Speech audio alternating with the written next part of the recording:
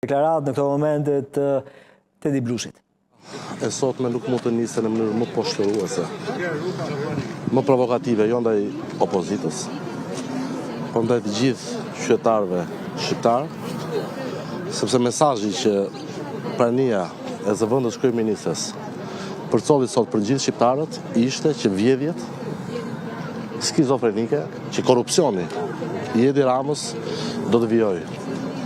Sikunde do të vijojnë vjedhjet, jo vetëm me rrugët e Florinta, por edhe me të gjitha ato aferat cilat tani më kanë shpërthyer në dritë të diellit dhe jo më larg se sa sot u publikua edhe fakti që edhe pse një nga biznesmenët e shpallur në kërkim për aferën e Akshit vijon ende të paguhet nga taksat e shqiptarëve.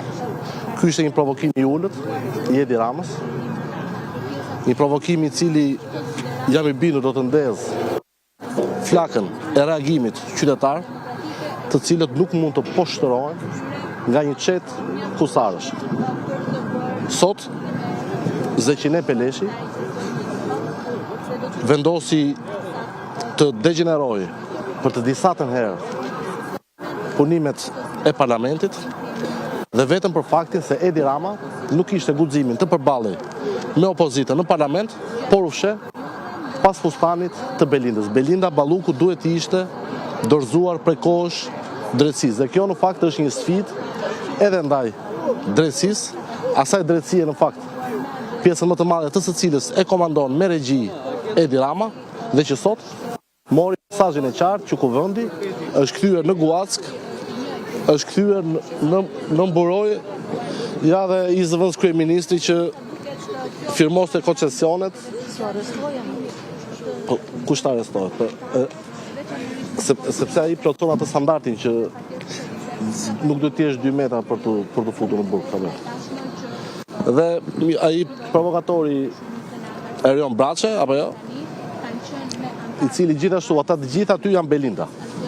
Sot në parlament keni parë me sy tuaj 83 Belinda, të cilët me kartonat jeshil që ngritën sot japin një tjetër udhë, një tjetër kapitull vjedhjes skizofrenike të Edi Ramës ndaj taksave të shqiptarëve. Ndaj, u shfrytëzoj këtë mundësi për të bërë edhe një herë thirrje shqiptarëve për të marrë pjesë masivisht në protestën kombëtare të thirrur nga opozita në datën 24 janar për t'i treguar kësaj çete që nuk ka zot dhe jo më Ramaduro që mund t'i shpëtojë. Faleminderit. I bëj thirrje gjithë shqiptarëve të jenë pjesë e protestës mbarkombëtare, ka deklaruar zoti Blushi, duke u referuar protestës për atë organizuar kryesisht nga Partia Demokratike asaj të datës 24 janar në orën 17, ndërkohë që këto pra ishin deklaratat pas përfundimit të seancës së parë të këtij sesioni parlamentar nga ana e deputetëve. Fjalën, siç e thash edhe pak më parë, ka mbajtur vetëm zoti Balla nga ana e krerëve të grupeve parlamentare, zoti Blushi, por gjithashtu edhe zoti Bardhi janë mjaftuar vetëm me një koment jashtë foltores, duke qenë se pjesën më të madhe të kohës ka qenë zoti Berisha, i cili qëndronte atje dhe transmetoi drejt për së drejti në rrjetin e tij social Facebook. Zoti Balla ka pasur një mesazh të drejt për drejt për opozitarët: nëse nuk vini deri javën tjetër të ulemi edhe të diskutojmë për sa i përket reformës zgjedhore dhe asaj territoriale, do ta bëjmë atë